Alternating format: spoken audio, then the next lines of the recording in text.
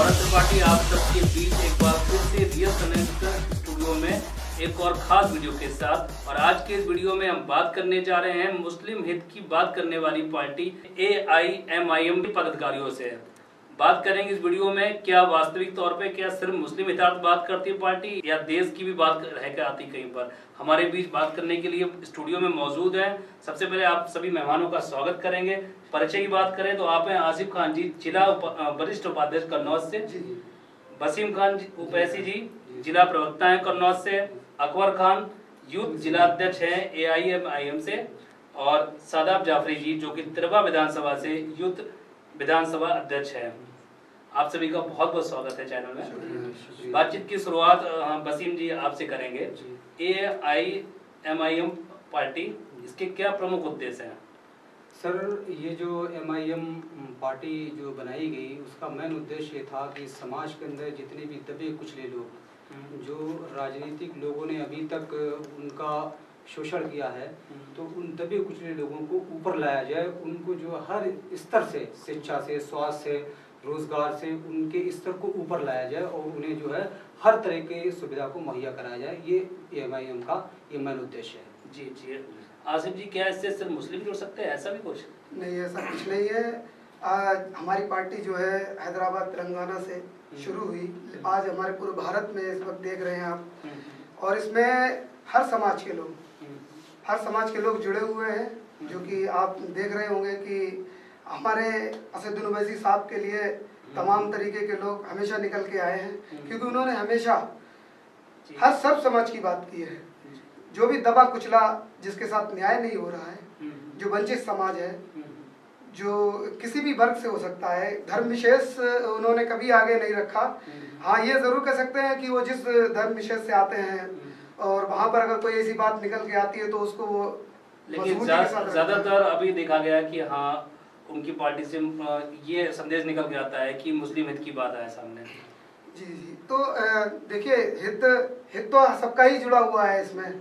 कहीं किसी एक का हित कहीं नहीं जुड़ा होता है। बस इतना जरूर होता है कि जो जहाँ से होता है वहाँ पर अपनी बात रखता है।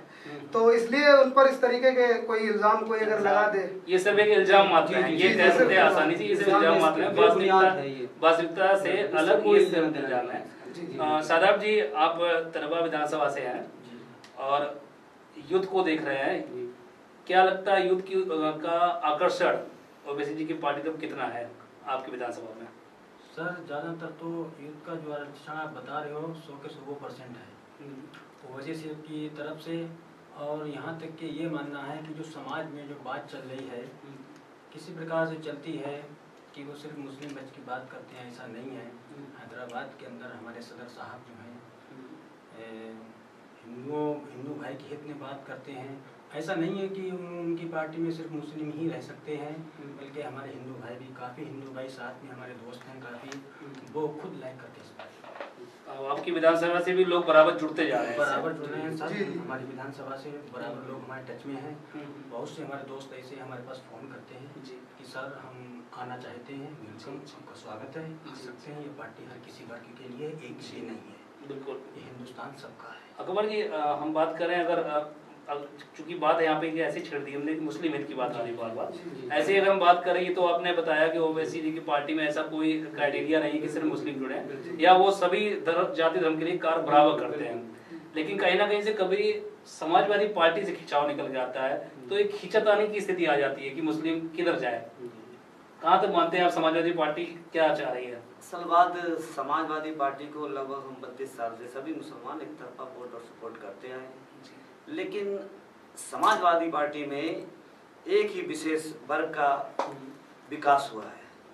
आज तमाम मुसलमान नौजवान रिक्शा चलाने पे मजबूर हैं, पंचर जोड़ने पे मजबूर हैं और ऐसे उन्हें ताने भी मिलते हैं। तो समाजवादी पार्टी में सिर्फ एक ही वर्ग का विकास हुआ है, बाकी सारे समाज जो उनसे जुड़े हुए हैं, मुस्लिम ही नहीं, हमारे दलित भाई और पिछड़े अति पिछड़े हैं, उनका सभी का यही हाल है जो हम मुस्लिमों का हाल है। असल बात, समाजवादी पार्टी का सिर्फ एक ही मुद्दा है और एक ही लक्ष्य है, वो अपने और विशेष लोगों का ध्यान रखते हैं और उनका ही विकास करते हैं। आपके कहने मतलब समाजवादी पार्टी से 32 वर्षों के बावजूद आज भी मुस्लिम उस प्रकार से उन्नति नहीं कर पाया जैसे कि उसको पार्टी इन्होंने सर केवल मेरा वोट लिया है, जो मेरे हक और मेरे हुकूक थे उस पे ये खरे नहीं उतरे। हमेशा इन्होंने क्या काम किया, मुझे एक विशेष पार्टी का बीजेपी का खौफ दिखा के, और इन्होंने कभी भी जो है मुझे इधर उधर कहीं जाने नहीं दिया। ज्यादातर मुस्लिम समाज जो है अभी तक वो समाजवादी पार्टी को ही लाइक करता रहा है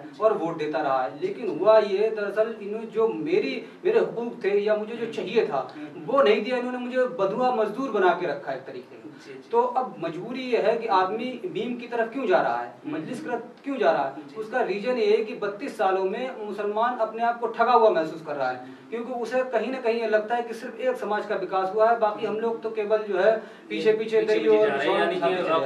बीजेपी की बात जब आई यहाँ पर तो आसिफ जी बीजेपी की बात आ रही है तो आज बराबर दिखने में आ रहा है कि जहाँ जहाँ से AIM अपने कैंडिडेट उतारती है तो कहीं ना कहीं से प्रचार में हवा ये निकलती है कि हाँ बीजेपी की बी टीम है, शायद ये समाजवादी कांग्रेस या बसपा तरफ से फैलाई जाती है। तो ये मैं इसको बड़ी खूबसूरती के साथ रखना चाहूँगा, क्योंकि आप ये देख लें कि हमारे यहाँ पर जो भी सेकुलर दल है ख़ास तौर से, और जो हम लोगों की क़यादत करते रहे अभी तक, लगभग 72 सालों से कांग्रेस करती रही। उसके बाद जैसे हमारे अकबर भाई ने बताया कि 32 साल लगभग जो है सपा कर रही है, उसके बाद बसपा, हम लोग सभी पार्टियों में लगभग रहे हैं।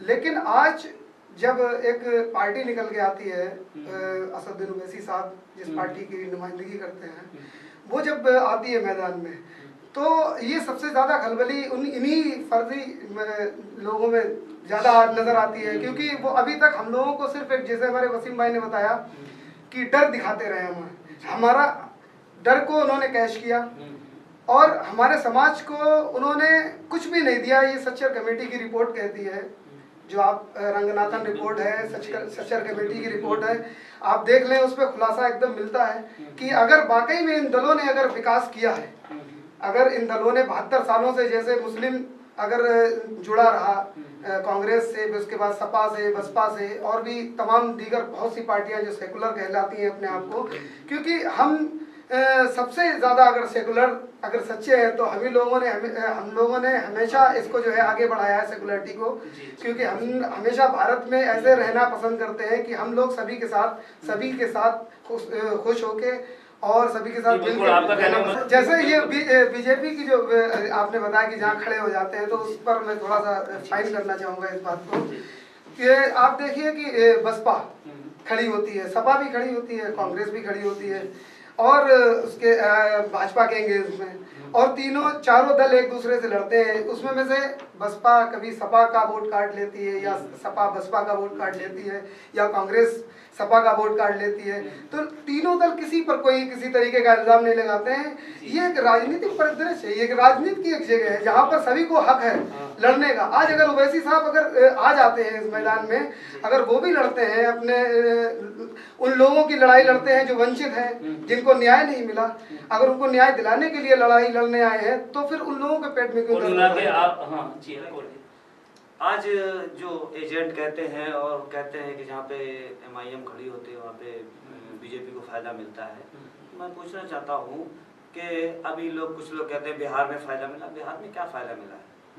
बिहार में हमारी ऑल इंडिया मजलिस इत्तेहादुल मुस्लिमीन जो पार्टी है, जिसके सदर असदुद्दीन ओवैसी साहब हैं, 19 सीटों पर चुनाव लड़ते हैं, ठीक है, जिसमें 5 हमारी सीटें निकलती हैं और बहुत शानदार तरीके से हमारी जीत होती है, और कई जगह पे हमारी टक्कर भी रहती है। और जहाँ जहाँ से MIM जीती है वहाँ पे MIM ने बीजेपी को हराया है, और उसके बावजूद जहाँ पे और RJD है, कांग्रेस है, ये जहाँ से निकली हैं वहाँ से बीजेपी को नहीं हरा के निकली है। तो मेरा मतलब ये है कि असल में MIM पार्टी जो है किसान, गरीब, मजदूर, पिछड़े, अलग अपने मुद्दे हैं, अलग इनकी राह है, बिल्कुल किसी की बेटी नहीं है। असल में जो सर्वजन सुखाय सर्वजन हिताय, असल में ये नारा MIM ही पूरा कर सकती है। बाकी अन्यथा कोई जो पार्टियां जो सेकुलरिज्म का ढोंग करती हैं, जो सपा हो या बसपा हो या कांग्रेस हो, असल में मैं अपनी जुबान में कहूँगा ये सेकुलर नहीं है, ये सेकुलरिज्म का ढोंग करती है। मैं सेकुलरिज्म की बात कर रहा हूँ कि सबसे ज़्यादा हिंदुस्तान के अंदर, भारत के अंदर सेकुलर जो लोग हैं वो मुस्लिम कम्युनिटी से आते हैं। उसका रीजन ये है कि जिस वक्त देश आज़ाद हुआ उस वक्त कांग्रेस और मुस्लिम लीग बनी। सर, हम मुस्लिमों ने मुस्लिम लीग को इग्नोर कर दिया, इसलिए कि हम सेकुलरिज्म के जो है मानने वाले, हम सेकुलरिज्म के साथ रहेंगे। हम लोगों ने क्या काम किया कि कांग्रेस को अपनी पार्टी माना और कांग्रेस के लीडरों को अपना लीडर माना। कंडीशन क्या हुई कि जिस वक्त देश आज़ाद हुआ उस वक्त हम सरकारी महकमों में 37% थे। रंगनाथ मिश्र की रिपोर्ट और सच्चर कमेटी की रिपोर्ट कांग्रेस के ही वक्त में अभी मनमोहन सरकार में आई थी पिछली बार में, तो उसका रीजन ये बताया गया कि मुस्लिमों की जो है हालत हिंदुस्तान के अंदर दलितों से बदतर है। तो आप ये बताइए कि जब हम सेकुलरिज्म का अभी तक तंबू उठाते चले आए हैं तो आप मेरे हितैषी बने रहे और ये कहा है कि हम तुम्हारे सबसे बड़े हितैषी हैं, आप इधर उधर कहीं मत जाना, बीजेपी आ जाएगी। आप ये देखते चले कि आप बीजेपी को सींचते रहे और हमें इधर डरा के अपना वोट लेते रहे और उधर उसे खाद पानी देते रहे, तो आज आरएसएस यहाँ तक स्टैंड हुई कि पूरे देश पे आज छा गई है। तो हम तो सेकुलर रहे, तुम कट्टर हो गए और हम सेकुलर बने रहे, तो सेकुलर बनने का नतीजा ये मिला कि आज हम 0.1% पे आ गए हैं। तो आज ये बताइए कि सेकुलरिज्म कहाँ, हमारे साथ ही जो नाइंसाफी हुई इसे कैसे भरपाई की जाएगी? आपका इस बात से सीधे निकल के ये बात आ रही है कि आप बीजेपी डायरेक्ट इनडायरेक्ट इन पार्टियों ने बीजेपी को दम दी है जी सत्ता में आने के लिए और आज पूरे देश में राज कर रही है। आज जो पूरे देश में राज कर रही है। लेकिन बात करें आप लोग जो सेकुलरिज्म का ये ड्रामा करे हुए घूम रहे हैं, ये मुनाफिकत जो फैला रहे हैं सेकुलरिज्म के नाम से, ये मुनाफिक हैं। इन लोगों ने हमेशा क्लियर हुई यहाँ पे। लेकिन सेकुलरिज्म की अगर हम बात कर रहे हैं तो ओवैसी साहब के भाई हैं अकरुद्दीन ओवैसी, उनके अक्सर जो बयान आते हैं वो कहीं ना कहीं से देश में एक अस्थिरता पैदा करने की ओर जाते हैं, उसके बारे में क्या कहेंगे? नहीं सर, उनका कोई भी स्टेटमेंट अभी तक ऐसा नहीं आया था। होता क्या है कि कभी कभी कुछ मीडिया के लोग या कुछ सुनने या सुनाने में फर्क हो जाता है, तो कुछ चीजें ऐसी ले ली जाती हैं। जैसे कि मेरे कुरान में एक अल्लाह फरमाता है ला तक़रबुस सलात, मत नमाज पढ़ो। अगर इस चीज को ही केवल ले लिया जाए तो बहुत बड़ा उसमें वो हो जाता है कि अरे नमाज मत, जबकि मेन चीज है नमाज, लेकिन उसके आगे अल्लाह फरमाता है वान तुम सुकारा, जब तुम नशे की हालत में हो। तो उनके जो बयान को है पूरी तरीके से अगर आप सुनेंगे, मीडिया ट्रायल कर मीडिया ने जो है विलेन के रूप में पेश कर दिया है। और फिर वो बेचारे, आप ये देखिए जो मेरे हिंदू भाई हैं वहाँ पे हैदराबाद में जहाँ पे विधानसभा है, वहाँ उनकी तस्वीर को क्यों से नहलाते हैं? क्यों नहलाते हैं? अगर उनके अंदर ये मुनाफिकत होती या अगर वो किसी धर्म विशेष से नफरत करते होते तो उस विशेष धर्म के लोग उन्हें दूध, उनकी मूर्ति को, उनकी तस्वीर को दूध से नहीं नहलाते मेरा भाई। चलिए खैर, ये चीजें तो अब वहाँ की चीज दर्शक जैसा भी बताया जा रहा है। यहाँ का सवाल का उद्देश्य ये था कि उनके बयानों पे ऐसे परिवर्तन क्यों आते हैं, ऐसे एक माहौल क्यों इस तरह निकल जाता है। उसका जो दूसरा पहलू है अकरुद्दीन ओवैसी साहब का, हिंदुस्तान के सबसे ज्यादा अभी कोरोना काल में मदद करने वाले अगर कोई शख्स था तो अकरुद्दीन ओवैसी, वो मीडिया नहीं दिखाती है। सैकड़ों ट्रक भर भर के राहत जगह जगह पहुंचाई और गरीब और मजलूमों की मदद की, मीडिया उसको नहीं दिखाता है। लेकिन क्या है, मीडिया ही ये बयानों को तोड़ मरोड़ के पेश करके और समाज में एक नफरत फैलाने का काम करती है। खैर, राष्ट्रीय स्तर पे मीडिया क्या कर रही है, अगर आपको लगता है वो गलत है, मीडिया वैसे अपना काम करती है। आप आज मीडिया स्टूडियो में है, अगर ऐसा कुछ होता तो सारी मीडिया नहीं है, कुछ लोग हैं। लेकिन हाँ, उसके लिए आपके लिए पास में अगर हम बात करें तो मार्क जुकरबर्ग ने सुविधा दे रखी है फेसबुक की, सोशल मीडिया में अपना पक्ष रख सकते हैं और काफी हद तक वायरल हो जाते हैं। नहीं, मीडिया के लिए तो आज अभी देख रहे होंगे कि कितना दबाने की कोशिश हो रही है, कैसे कैसे ये चीज आप कह सकते हो। लेकिन मीडिया की, अगर हम मीडिया पक्ष की बात करें, क्योंकि बात आते आते मीडिया पे आ गई है, तो मीडिया कोई सरकारी नौकरी नहीं करती किसी की भी। मीडिया पास कोई आय के स्रोत नहीं होते हैं। मीडिया भी विज्ञापन में चलती है। और अगर कई आपने टीवी में देखे हो या अखबारों में देखा हो, आजकल अखबारों में विज्ञापन का एक अलग ट्रेंड आता है कि न्यूज जैसा विज्ञापन होता है, लेकिन नीचे छोटा सा लिखा होता है कि विज्ञापन है।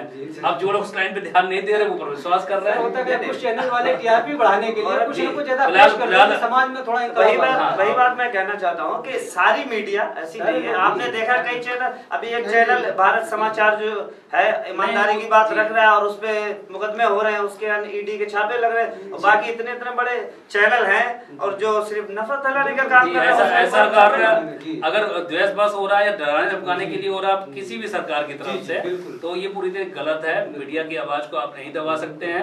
और मीडिया की बात हम करें, सोशल मीडिया की बात कर रहे हैं। आज के दौर में सोशल मीडिया पे बूस्टिंग ऑप्शन आता है, आप मात्र 10,000 1,000 रुपए में लाखों तक अपनी बात पहुंचा सकते हैं।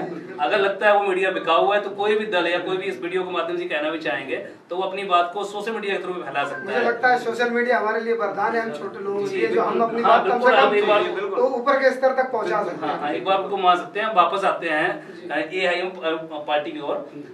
सादाब जी, तिरवा विधानसभा से क्या आगे कभी तैयारी है, क्या चुनाव की किसी को उतारने की? पूरी तैयारी चल रही है सर।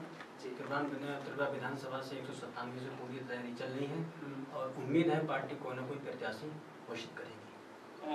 आसिफ जी, क्या पूरे कन्नौज जिले की तैयारी है या? जी, हम लोगों ने पूरी कन्नौज जिले की तैयारी कर रखी है और आगे अब इस पर जो है हमारा शीर्ष नेतृत्व जो है वो फैसला लेगा, क्योंकि अभी हो सकता है कि आगे कुछ ऐसे चीजें आएंगी, कहीं गठबंधन हो सकता है, तो उसके तहत कुछ क्या मामला बनेंगे, कैसी क्या सूरत फिलहाल कन्नौज जनपद में भी विधानसभा के चुनाव में आने वाली है एआईएमआई पार्टी। बाकी इस पार्टी से सदस्यों से और बात करेंगे छोटे से ब्रेक के बाद। हेलो फ्रेंड्स, तो आ गया एक नया ऐप, उसका नाम है ज़रूरत ऐप। और ज़रूरत ऐप में बहुत सारी चीज़ें हैं जो मैं आपको इस वीडियो में बताने वाली हूँ। ज़रूरत ऐप डाउनलोड करना बहुत ईजी है। सबसे पहले तो आप प्ले स्टोर में जाइए, उसके बाद ज़रूरत ऐप सर्च कीजिए, फिर आप ज़रूरत ऐप डाउनलोड करने के बाद उसको ओपन करें। उसमें अपने फ़ोन नंबर, एड्रेस, कोड, ये सब कुछ लिखें। उसके बाद जब ज़रूरत ऐप स्टार्ट हो जाएगा तब नीचे जाके देख सकते हैं कि कितने सारे प्रोडक्ट्स हैं। और गाइस, ज़रूरत ऐप पर फूड ऑर्डर करना बहुत ही सिंपल है। बस आपको सर्विसेज में जाके फूड डिलीवरी पर क्लिक करना है। और ज़रूरत ऐप में सिर्फ खाने या रिक्शा का ही ऑर्डर नहीं, आपको चाहे प्लम्बर चाहिए हो, आपके घर की लाइट खराब हो गई हो, पानी नहीं आ रहा हो या फिर पेंटिंग करवानी हो, सब कुछ ज़रूरत ऐप में हो सकता है। और वो आप देखेंगे ज़रूरत ऐप डाउनलोड करने के बाद। और हाँ, यही नहीं, एक चीज़ और है इसमें। हम जैसे छोटे छोटे बच्चों के लिए उसमें एक क्विज गेम भी है, जिसमें आप क्विज खेल सकते हैं इजीली और प्राइज जीत सकते हैं। सिर्फ एक ही ऐप से आप अपनी पढ़ाई भी कर सकते हैं, खाना पीना, घूमना, सब कुछ एक ही ऐप के साथ कर सकते हैं। ये ऐप एकदम Amazon, Flipkart, Swiggy and Zomato की तरह है तो उन्हीं की तरह, लेकिन उनसे थोड़ा सा अलग है, क्योंकि इसमें आप अपनी ही लैंग्वेज में बोल सकते हैं। अगर आप हिंदी में बोलते हैं तो आप हिंदी में बोल सकते हैं, इंग्लिश में बोलते हैं तो आप इंग्लिश में भी बोल सकते हैं। और अगर आपको कोई भी मदद चाहिए हो तो आप हेल्प लिख दें, तुरंत उनका कॉल बैक आएगा। तो अभी के अभी आप जाके जल्दी से प्ले स्टोर से ज़रूरत ऐप डाउनलोड कीजिए, या फिर तो आपने मेरी बिन बुलाए मेहमान वाली वीडियो तो देखी ही होगी, उसमें जाके लिंक नीचे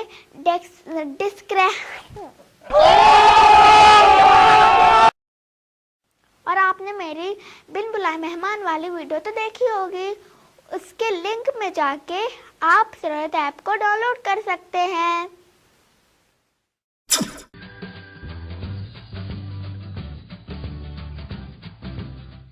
ब्रेक के बाद आपका एक बार फिर से स्वागत है। हम बात कर रहे हैं एआईएमआईएम पार्टी के पदाधिकारियों से जो कि कन्नौज जिले से संबंधित हैं।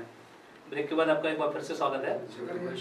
आसिफ जी, बराबर बात होकर आ रही है कि कांग्रेस, बसपा या हम किसी पार्टी का नाम नहीं ले रहे हैं, हम मान ले रहे हैं सेकुलर दलों ने कई बार मुस्लिमों को इतने वर्षों से बराबर अपने साथ रखा और आप लोगों के अनुसार उनका वो हित नहीं हो पाया जो अपने एक हक रखते हैं। एक तरह से कभी क्या पार्टी ने बीजेपी को इतने वर्षों में कभी ध्यान दिया है? देखिए, सेकुलर दलों ने हमने हमेशा उनको कॉल की। जैसे मैं बताना चाहूँगा कि बिहार का चुनाव जो भी हाल में गुजरा है, उसमें हमने बराबर सारे सेकुलर दलों से हमने कॉल की, उन्हें बुलाया कि हमसे गठबंधन करिए, ताकि आप जो हम पर इल्ज़ाम लगाते रहते हैं कि हमारे आने से आप हार जाते हैं, ठीक है, हम हार गए, फिर आप हम पे इल्ज़ाम ये न लगाएं। इसलिए हम आपसे बात करना चाह रहे हैं और हमें उतनी ही सीट दे दीजिए। हम बहुत कम सीटों पे लड़ना चाह रहे थे बिहार में। एक सीमांचल जगह है बिहार में जो कि बहुत अनडेवलप एरिया है। आप अगर जाएंगे तो हमारे वसीम भाई वहाँ गए हैं, वहाँ ये तो एक बार गिरते गिरते गाड़ी से बचे, बल्कि मरते मरते कहेंगे बचे, ये कहेंगे। तो आप समझ लीजिए कि वहाँ के रोड्स के हालात क्या है। एक अगर 10 किलोमीटर की दूरी अगर हमें तय करनी है नदी पार करके, तो लोग 100 150 किलोमीटर दूर से निकलते हैं। तो ऐसा एरिया जहाँ पर हमने विकास मुद्दा बनाया, जैसे लोग कहते हैं कि हम लोग मुस्लिम मुद्दा बनाते हैं, नहीं, हम MIM ने हमेशा विकास को मुद्दे को हमेशा आगे रखा है। तो हमने विकास मुद्दा बनाया और यहाँ भी हम विकास के ही मुद्दे पे चुनाव लड़ेंगे। हाँ, ये जरूर है कि हम न्याय की भी बात करेंगे और जो वंचित रह गए हैं यहाँ पर उनकी भी हम बात करेंगे, क्योंकि जो लोग वंचित हैं उनको नहीं देखा जा रहा है और अन्याय हो रहा है बराबर। आप देख सकते हैं जो मौजूदा सरकार है वो बिल्कुल ध्यान नहीं दे रही, अन्याय कर रही है। कोई भी कुछ भी होता है कतई बिल्कुल कहीं नहीं सुना जा रहा है। तो ये हमारा मुद्दा रहेगा और हम इसके लिए गठबंधन के लिए भी हम तैयार हैं उन लोगों से जो चाहते हैं कि हम बीजेपी के खिलाफ लड़ें। और हमारा बिल्कुल सीधा सच्चा कॉन्सेप्ट है, तो हम सबको दावत दे रहे हैं। हम चाह रहे हैं कि गठबंधन में आए सब लोग। अब ये उन दलों को चाहिए कि वो थोड़ा सा बड़प्पन का अपना हाथ दिखाएं और निकले, हमसे हाथ मिलाएं।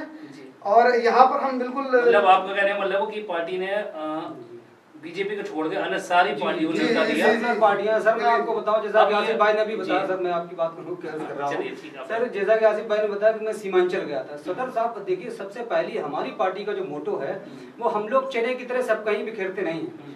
हम लोग अपना जहां हमारा मतलब जो है कि जितना भी संगठन मजबूत होता है, सबसे पहली मैं आज जानकारी ये आपके कैमरे सेट के माध्यम से देना चाहता हूं कि लोगों को ये जानकारी हो जाए कि हम लोग हर जगह इलेक्शन नहीं लड़ते। जहां मेरा संगठन 60 से 80% के दरमियान होता है, जहां हम जीतने की कंडीशन में होते हैं, वहां हमारे प्रत्याशी खड़े होते हैं। और दूसरी बात ये रह गई कि हम थोड़े प्रत्याशी खड़े करते हैं और उन इलाकों में खड़े करते हैं जहां विकास की ज्यादा जरूरत है। मैंने जैसा आसिफ भाई ने बताया कि मैं सीमांचल में गया, मैंने खुद वहां देखा है सीमांचल की पोजीशन को कि आप भाई साहब की हर साल वहां की पूरी बस्तियां बह जाती हैं बाढ़ में, पानी में। वहां ना कोई रोड है सही, ना पुल सही है, कहीं कहीं तो चढ़ाई इतनी है कि गाड़ी बिल्कुल स्टैंड हो जाती है। मैंने कई गाड़ियां नीचे वापस पलटी हुई देखी है। वहां पे पुलियां इतनी जर्जर हैं वहां की कि 3-3 4-4 माले की मंजिलों की गहराई नीचे है। अगर वहां से बिल्कुल ऐसा लगता है कि अब गए मैं वहां जाके मैं बहुत पछताया कि मैं कहाँ किस एरिए में आ गया।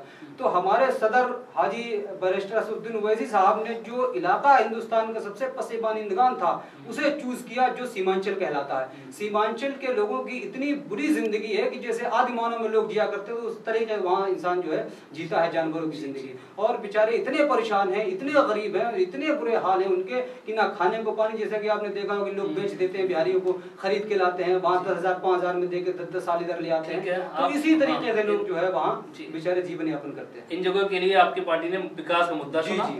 और लेकिन अभी आपने बाद में एक चीज बोली कि जहाँ आपको लगता है 60-70% हमारे चांसेस हैं, तो चांसेस में आपका क्राइटेरिया क्या रहता है? क्या मुस्लिम वोट या वंचित समाज? नहीं, मेरा जो मेन मोटो देखिए, हर चीज एक बेस पे टिकी होती है सर।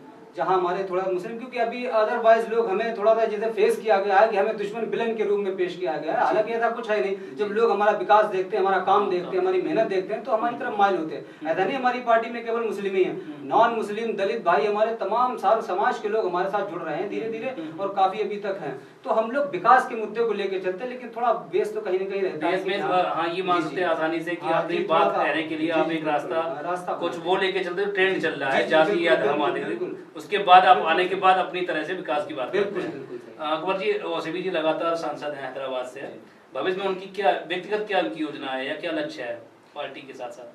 व्यक्तिगत तो मैं नहीं कह सकता हूँ, मैं एक समाजगत कह सकता हूँ। जी, ओवैसी साहब का यही लक्ष्य है कि जो समाज में बच्चे समाज के लोग हैं, दलित हो चाहे पिछड़े हो चाहे अल्पसंख्यक हो, गरीब हो, आदिवासी हो, उनको साथ लेकर उनकी आवाज बनना और उनकी सड़क से लेकर संसद तक आवाज को बुलंद करना, यही मेन उद्देश्य है। आने वाले समय में क्या उन्हें प्रधानमंत्री के तौर पे आप एक समझ में देखना चाह रहे हैं या कुछ तैयारी है ऐसे कुछ? देखिए सर, होता क्या है कि हम लोग तो हम चाहते हैं कि अभी प्रधानमंत्री हो जाए, लेकिन ये तो जनता तय करेगी, उनका काम देखेगी, जब आदमी को तौलेगी, समझेगी, देखेगी। अभी तो हम सर धीरे-धीरे बढ़ रहे हैं, हम अपने आप को साबित करेंगे, हम अपने काम को साबित करेंगे तो हम वहाँ तक भी पहुँच जाएंगे। पद और प्रतिष्ठा के लिए हम ना चुनाव लड़ रहे हैं ना काम कर रहे हैं, हम काम कर रहे हैं समाज को आगे बढ़ाने के लिए, जो पिछड़े हैं, जो अपने हक से महरूम हैं, और बराबर का हक जो बाबा भीमराव अम्बेडकर साहब ने दिया है उससे वो वंचित है, वो नहीं मिल रहा है, उसकी लड़ाई साची महाराज ने जल्दी में भी कहा था उन्नाव में कि इन्होंने हमारा काम बिहार में तो कर दिया, पश्चिम बंगाल या अन्य जगह पे करेंगे। इस बारे में क्या कहना चाहेंगे? देखिए ये बिल्कुल पूरी बकवास है। वो किसके इशारे पे कर रहे हैं ये बातें नहीं मुझे पता, लेकिन ये बकवास पूरी हम लोग हमेशा अगेंस्ट रहे हैं ऐसे लोगों के जो समाज में वैमनस फैलाना चाहते हैं। वो खुद इस तरीके की बात करते हैं, कैसे कैसे उनके बयानात आए हैं सामने जो एक समाज को विचलित करने वाले होते हैं, और आप समझ सकते हैं इस बात। जनता भी जानती है कि मतलब पूरी तरह से उनकी बात को आपने इग्नोर कर दिया। साची महाराज कितने अच्छे हैं ये तो आप भी जानते हैं, महाराज मर्डर के वो कैसे चल रहे हैं। ये चूंकि हमारा मुद्दा साची महाराज नहीं आया, बस उनका बयान आया था, उसलिए ये बात उसी पे साची महाराज किसके चेले हैं, साची महाराज को किसने राज्यसभा संसद पहुंचाया था, ठीक है, तमाम ऐसे मुद्दे, और फिर वो अपने बयान से दूसरे दिन पलट भी जाते हैं। तो कोई भी किसी का सहयोगी होगा वो उसके मतलब उन्होंने जो बात कही है कि बिहार में उन्होंने धन्यवाद बोलते हैं यहाँ की, तो उनकी बात जवाब पहले भी दे चुके हैं कि आप बी टीम बिल्कुल नहीं है, आपके अलग रास्ते हैं, हमें संवैधानिक राइट है इलेक्शन लड़ने का, हर कोई लड़ सकता है इलेक्शन। सर आपके चैनल के माध्यम से ये हम जरूर बताना चाहते हैं, बी टीम और सी टीम ए टीम नहीं है, हम वो टीम है, हम जिसके साथ रहेंगे इंशाल्लाह उसकी सरकार बनाएंगे। उम्मीद बस ये रहेगी कि देश का सौहार्द बना रहे। अंत में आप अकबर जी 2-2 मिनट में आप अपने समाज की बात इसलिए करेंगे क्योंकि ओवैसी जी मुस्लिम धर्म से बिलोंग करते हैं, और कहीं ना कहीं से स्पष्ट होना चाहिए उस समाज को भी कि उनकी क्या आप दिशा निर्देश देना चाहेंगे कि आने वाले चुनाव को क्या निर्णय लें? अपने समाज और बाकी सभी से मैं ये कहना चाहूँगा कि आप सच को पहचानें और एक ऐसे ईमानदार आदमी का वोट और सपोर्ट करें जो सर्वजन सर्वहिताय का नारा को असल में बुलंद करना चाहता हो। और यही है, अभी हमने कन्नौज में 3-5 प्रत्याशी उतारे, जिसमें 3 हमारे हिंदू भाई थे जिला पंचायत में, और लगभग 78 सीटों पे हमने प्रत्याशी उतारे जिला पंचायत में, उसमें हमारे लगभग 40% हिंदू भाई थे। तो ये अपील आपकी सब समाज से हो रही है। आसिफ जी, मुस्लिम वर्ग से विशेष तौर पर क्या कहना चाहेंगे? देखिए विशेष रूप से मैं सबसे पहले ये कहना चाहूँगा कि देखिए सियासत सीखी है, सियासत हम पे ही सबसे ज़्यादा हो रही है, तो हमें सियासत को समझना पड़ेगा और विकास के मुद्दे पर हमें ध्यान देना पड़ेगा, हमें अपनी शिक्षा पे ध्यान देना पड़ेगा, और हम कैसे आगे बढ़ सकते हैं इस पर ध्यान देना पड़ेगा। उसके लिए हमें अपनी क़यादत की ज़रूरत होगी और उसके लिए हम मेहनत करेंगे। वसीम जी, सपा की बात हम जोड़ते हुए मुस्लिम समाज से क्या कहना चाहेंगे? जी सर, मैं मुस्लिम समाज से ये कहना चाहूँगा कि देखिए किसी को जानना या पहचानने के लिए थोड़ा सा वक्त चाहिए होता। हमने 32 साल दिए हैं समाजवादी पार्टी को समझने के लिए।